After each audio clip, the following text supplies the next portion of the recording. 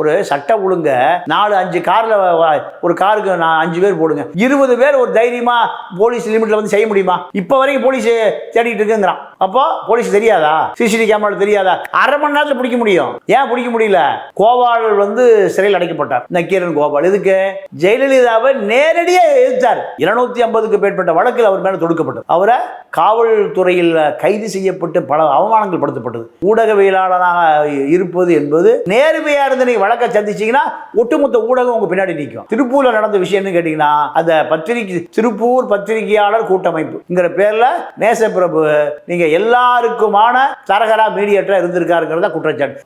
முழுக்க இதுல லஞ்சம், ஊழல், கையூட்டு, சட்டவிரோத குற்றவாளிகள் இத்தனை பேரோடும் இந்த பத்திரிகையாளர் சங்கம், திருப்பூர் பத்திரிகையாளர் சங்கம் தொடர்பில் இருந்திருக்கு. இதுதான் இந்த வன்முறைக்கான வித்திட்டதுக்கான காரணம்.